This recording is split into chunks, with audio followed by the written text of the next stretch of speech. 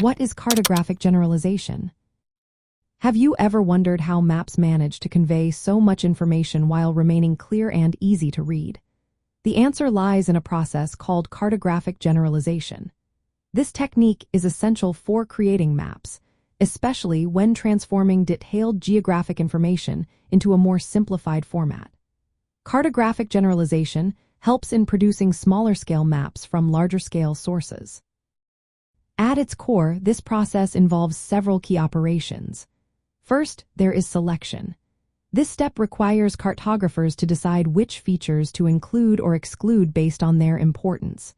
For example, when mapping a city, a cartographer might choose to highlight major roads and landmarks while leaving out smaller streets.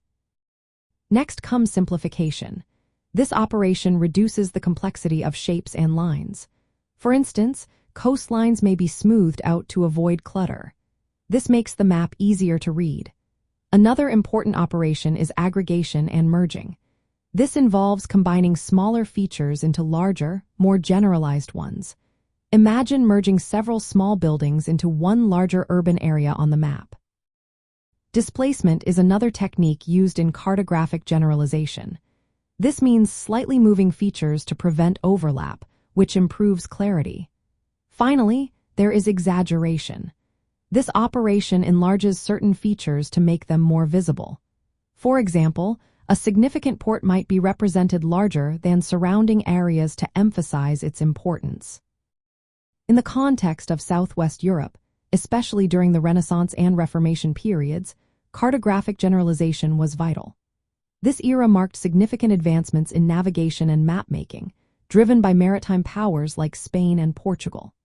As explorers charted new territories, they relied on cartographers to simplify complex geographic information. This was essential for creating practical maps that could be used for navigation and communication.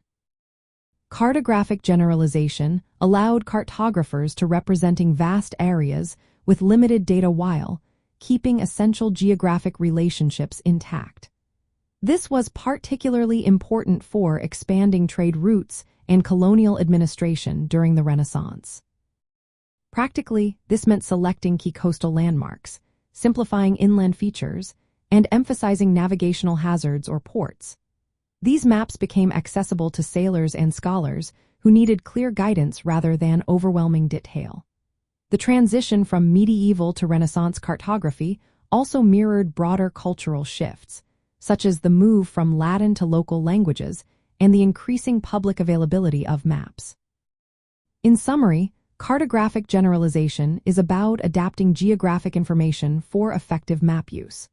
In Southwest Europe, this process played a vital role in maritime exploration and the intellectual transformations of the Renaissance.